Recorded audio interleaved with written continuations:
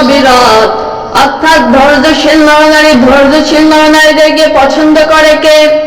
রব্বুল আলামিন ইরশাদ করেন, ওয়ালানাবলুওয়ান্নাকুম বিশাইইম মিনাল খাউফি ওয়াল জু ওয়া নাকসিম মিনাল আমওয়ালি ওয়াল আনফুসি ওয়াস সামারাত ওয়া বাশশিরিস সাবিরিন।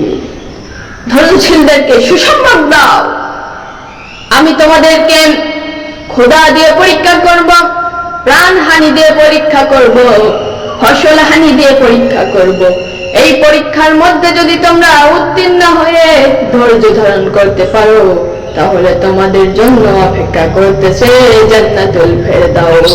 সুবহানাল্লাহ। এজন্য আমরা সবসময় ধৈর্য ধারণ করার চেষ্টা করব। বিশ্বনবী যখন নামাজ পড়তে উদ্বাস সাহেবা ওয়ালিদ ইবনে মুগিরা উঠে পচা চামড়া নারী ভুঁড়ি বিশ্বনবী কাঁধের করে উঠিয়ে দিতেন। বিশ্বনবী যখন নামাজ পড়তেন বিশ্বনবীকে গালি দিতেন, বলতেন বিশ্বনবী পাগল। বিশ্বনবী কি পাগল হতে পারে? বিশ্বনবীর হাটকোড়া বলা হতো, বিশ্বনবীর পাগল বলা হতো। বিশ্বনবী জীবনেও পাগল হতে পারে না, হাটকোড়া হতে পারে না। পাগলের চুল আশ্রয় নাই, দাড়ি আশ্রয় নাই, পাগলের চুলে জট আছে, পাগল পারফিউম দেয় না। এই সবগুলোকে আমার বিশ্বনবীর সাথে একটাও যাবে? বিশ্বনবী সবসময় পারফিউম দিতেন, সুন্দরভাবে থাকতেন, নতুন জামা কাপড় পরতেন, চুল আশ্রতেন, কিন্তু এই সব তো আমার বিশ্বনবীর সাথে একটাও যাবে না। যাবে?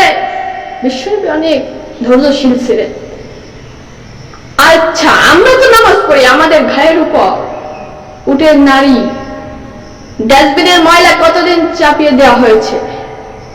একদিনও দেওয়া হয়েছে? তো আমরা কোরআনের জন্য কি স্যাক্রিফাইস করেছি? ইসলামের জন্য কি স্যাক্রিফাইস করেছি? মুসলমান কোরআনের জন্য, ইসলামের জন্য স্যাক্রিফাইস করতে হলে অবশ্যই ধৈর্য ধারণ করতে হবে। এজন্য আল্লাহকে বলতে হবে, ধৈর্য ধারণ করার শক্তি দাও গো মেহেরবান, আমায় দাও গো মেহেরবান।